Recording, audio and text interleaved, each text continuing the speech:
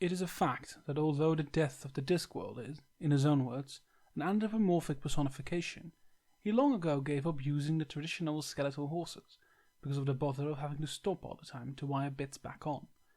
Now his horses were always flesh and blood beasts from the finest stock, and, Mort learned, very well fed. Some jobs are for increments. This one offered, well, quite the reverse, but at least it was in the warmth and fairly easy to get the hang of. After a while he got into the rhythm of it, and started playing the private little quantity surveying game that everyone plays in these circumstances. Let's see, he thought. I've done nearly a quarter, let's call it a third.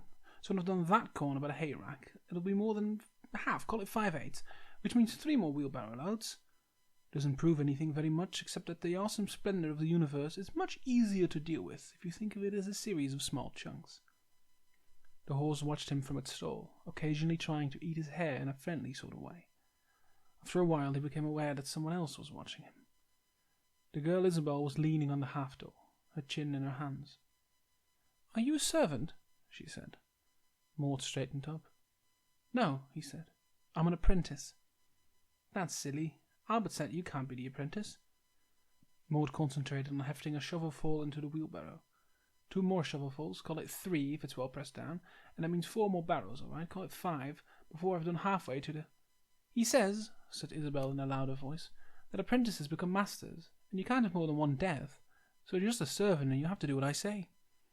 And then 8 more barrows means it's all done all the way to the door, which is nearly 2/3 of the whole thing, which means... Did you hear what I said, boy?" Mort nodded. "And there'll be 14 more barrows, only call it 15, because I haven't swept up properly in the corner, and... Have you lost your tongue?" "Mort," said Mort mildly. She looked at him furiously. "What?" "My name's Mort," said Mort. "Or Mortimer. Most people call me Mort. Did you want to talk to me about something?" She was speechless for a moment, staring from his face to the shovel and back again. "Only I've been told to get on with this," said Mort. She exploded. "Why are you here? Why did father bring you here?" "He hired me at the hiring fair," said Mort. "All the boys got hired, and me." "And you want to be hired?" she snapped. "He's death, you know, the Grim Reaper. He's very important. He's not something you become, he's something you are." Mort gestured vaguely at the wheelbarrow. "I expect it'll turn out for the best," he said. "My father always says things generally do." He picked up the shovel and turned away, and grinned at the horse's backside as he heard Ysabell snort and walk away. Mort worked steadily through the 16th, 8th, quarters, and thirds, wheeling the wheelbarrow out through the yard to the heap on the apple tree. Dev's garden was big, neat, and well tended. It was also very, very black. The grass was black, the flowers were black. Black apples gleamed along the black leaves of a black apple tree. Even the air looked inky.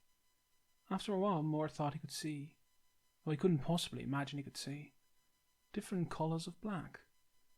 That's to say, not simply very dark tones of red and green or whatever, but real shades of black. A whole spectrum of colours, all different and all, well, black. He tipped out the last load, put the barrow away, and went back to the house. Enter. Death was standing behind a lectern, poring over a map. He looked at Mort as if he wasn't entirely there. "You haven't heard of the Bay of Manta, have you?" he said. "No, sir," said Mort. "Famous shipwreck there." "Was there?" "There will be," said Death, "if I can find the damn place." Mort walked around the lectern and peered at the map. "You're going to sink the ship?" he said. Death looked horrified. "Certainly not. There will be a combination of bad seamanship, shallow water, and a contrary wind." "That's horrible," said Mort. "Will there be many drowned?" "It's up to fate," said Death, turning to the bookcase behind him and pulling out a heavy gazetteer. "There's nothing I can do about it." "What does that smell?" "Me," said Mort simply. "Ah, the stables." Death paused, his hand on the spine of the book. "And why do you think I directed you to the stables? Think carefully now." Mort hesitated. He had been thinking carefully, in between counting wheelbarrows. He'd wondered if it had been to coordinate his hand and eye, or teach him the habit of obedience, or bring home to him the importance, on the human scale, of small tasks, or make him realize that even great men must start at the bottom. None of these explanations seemed entirely right. "I think," he began. "Yes?" "Well, I think it was because you were up to your knees in horse shit, to tell you the truth." Death looked at him for a long time. Mort shifted uneasily from one foot to the other. Absolutely correct, snapped Death. Clarity of thought, realistic approach, very important in a job like ours. Yes, sir. Sir. Death was struggling with the index. People die all the time, sir, don't they? Millions. You must be very busy, but... Death gave Mort the look he was coming to be familiar with. It started off as blank surprise, flickered briefly towards annoyance, called in for a drink at recognition, and settled finally on vague forbearance. But... I'd have thought you've been, well, out and about a bit more. You know, stalking the streets. My granny's almanac got a picture of you with a scythe and stuff. I see. I'm afraid it is hard to explain, unless you know about point incarnation and node focusing. I don't expect you do. I don't think so. Generally, I'm only expected to make an actual appearance on special occasions. Like a king, I suppose, said Mort. I mean, a king is reigning even when he's doing something else or asleep. Is that it, sir? It'll do, said Death, rolling up the maps. And now, boy, if you've finished the stable, you can go and see if Albert has any jobs he wants doing. If you like, you can come out on the round with me this evening. Mort nodded. Death went back to his big leather book, took up a pen, stared at it for a moment, and then looked up at Mort with his skull on one side. Have you met my daughter? He said. Yes, sir, said Mort, his hand on the doorknob. She is a very pleasant girl, said Death, but I think she quite likes having someone of her own age around to talk to. Sir.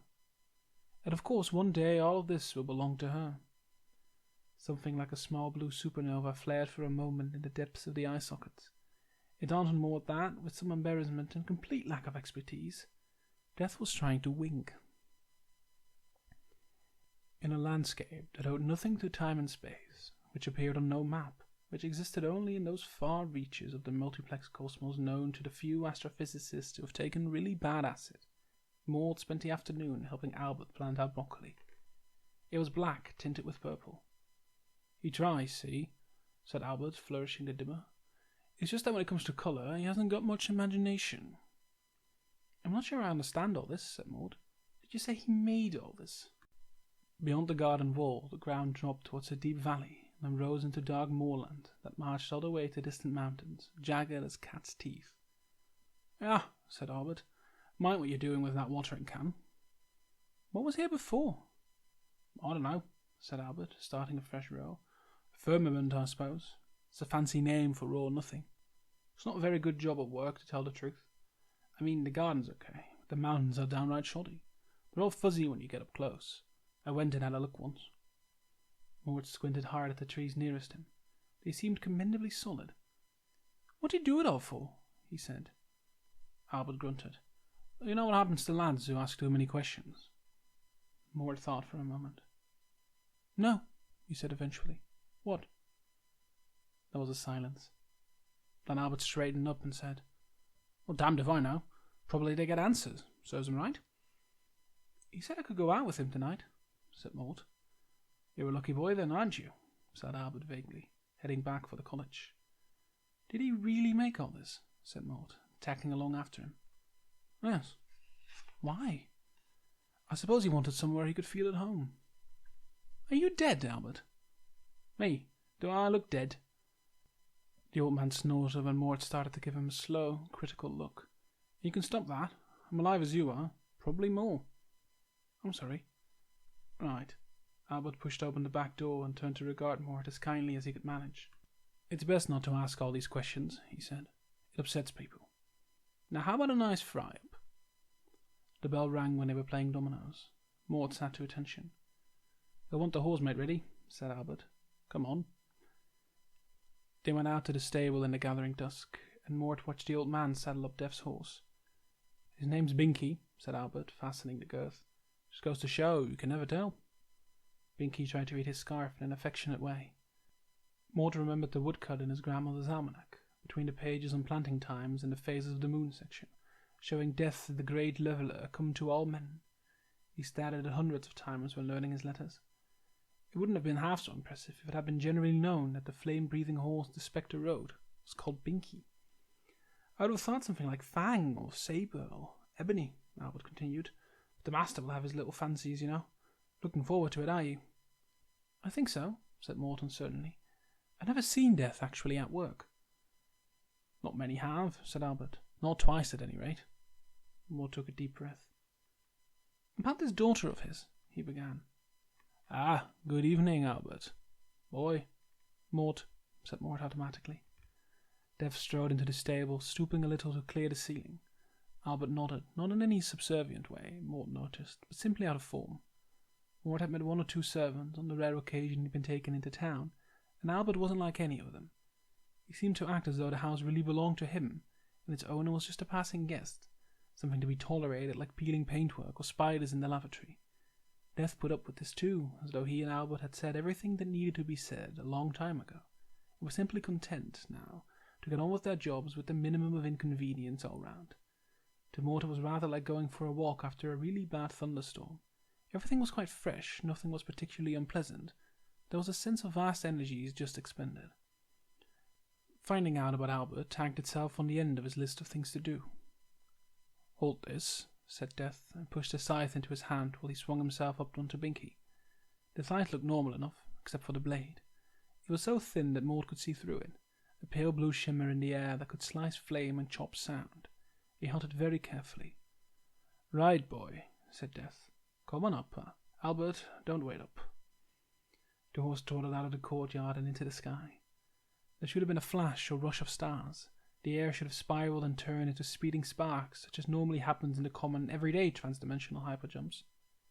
But this was Death, who has mastered the art of going everywhere without ostentation, and could slide between dimensions as easily as he could slip through a locked door. And they moved at an easy gallop through cloud canyons, past great billowing mountains of cumulus, until the wisps parted in front of them and the disk lay below, basking in sunlight. It's because time's adjustable, said Death when Mort pointed this out. It's not really important. I always thought it was. People think it is important only because they invented it, said Death somberly. Mort considered this rather trite, but decided not to argue. What are we going to do now? He said. There's a promising war in Klatchistan, said Death. Several plague outbreaks, one rather important assassination, if you prefer. What, a murder? Aye, a king. Ah, kings, said Mort dismissively. He knew about kings. Once a year a band of strolling players, or at any rate ambling players, came to Sheepridge, and the plays they performed were invariably about kings. Kings were always killing one another or being killed. Their plots were quite complicated, involving mistaken identity, poisons, battles, long-lost sons, ghosts, witches, and usually lots of daggers. Since it was clear that being a king was no picnic, it was amazing that half the cast were apparently trying to become one. Maud's idea of palace life was a little hazy, but he imagined that no one got much sleep. I'd quite like to see a real king, he said. They wear crowns all the time, my granny said, even when they go to the lavatory. Death considered this carefully. There's no technical reason why not, he conceded. In my experience, however, it is generally not the case. The horse wheeled, and the vast flat checkerboard of the stove plain sped underneath them at lightning speed. This was rich country, full of silt and rolling cabbage fields, and neat little kingdoms whose boundaries wriggled like snakes, small formal wars, marriage pacts, complex alliances, and the occasional bit of sloppy cartography changed the political shape of the land. This king, said Mort, as a forest zipped beneath them, is he good or bad? I never concern myself with such things, said Death. He's no worse than any other king, I imagine. Does he have people put to death? Said Mort, and remembering who he was talking to, added, saving Yonna's presence, of course. Sometimes. There are some things you have to do when you're a king. A city slid below them, clustered around a castle built on a rock outcrop that poked out of the plain like a geological pimple. It was one huge rock from the distant ramtops, Death said, left there by the retreating ice in the legendary days when the ice giants waged war on the gods and rode their glaciers across the land in an attempt to freeze the whole world. They'd given up in the end, however, and driven their great glitter flocks back to the hidden lands among the razor-backed mountains near the hub. No one on the plain knew why they had done this, generally considered by the younger generation in the city of Stolat, the city around the rock, that it was because the place was dead boring. Binky trotted down over nothingness and touched down on the flagstones of the castle's topmost tower. Death dismounted and took Mort to sword out of the nosebag. When people notice there's a horse up here, he said, as they strode the stairwell. Death shook his head. Would you believe there could be a horse at the top of the tower? He said. No, you couldn't get one up the stairs, said Mort. Well then. Oh, I see. People don't want to see what can't possibly exist. Well done. Now we're walking along a wide corridor hung with tapestries. Death reached into his robe and pulled out an hourglass, peering closely at it in the dim light. It was a particularly fine one, its glass cut into intricate facets and imprisoned in an ornate framework of wood and brass. The words King Olav the Bastard were engraved deep into it. The sand inside sparked oddly. There wasn't a lot left. Death hummed to himself and stowed the glass away in whatever mysterious recess it had occupied. They turned a corner and hit a wall of sound. There was a hall full of people there, under a cloud of smoke and chatter that rose all the way up into the banner-haunted shadows of the roof. Up in a gallery, a trio of minstrels were doing their best to be heard and not succeeding. The appearance of Death didn't cause much of a stir. A footman by the door turned to him, opened his mouth, and then frowned in a distracted way, thought of something else. A few courtiers glanced in their direction, their eyes instantly unfocusing as common sense overruled the other five. "We've got a few minutes," said Death, taking a drink from a passing tray. "Let's mingle." "They can't see me either," said Mort, "but I'm real." "Reality is not always what it seems," said Death. "Anyway, if they don't want to see me, they certainly don't want to see you. These are aristocrats, boy. They're good at not seeing things. Why is there a cherry on a stick in this drink?" "Mort," said Mort automatically. "It's not as if it does anything for the flavour. Why does anyone take a perfectly good drink and then put a cherry on a pole?" "What's going to happen next?" said Mort. An elderly earl bumped into his elbow, looked everywhere but directly at him, shrugged and walked away. "Take these things now," said Death, fingering a passing canapé.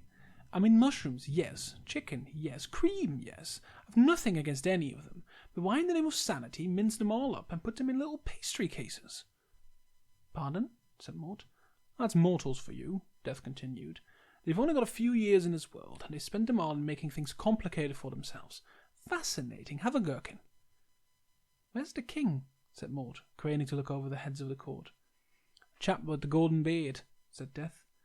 He tapped the flunky on the shoulder, and as the man turned and looked around in puzzlement, deftly piloted another drink from his tray. Mort cast around until he saw the figure standing in a little group in the centre of the crowd, leaning over slightly to better hear what a rather short courtier was saying to him. He was a tall, heavily built man with the kind of solid, patient face that one would confidently buy a used horse from.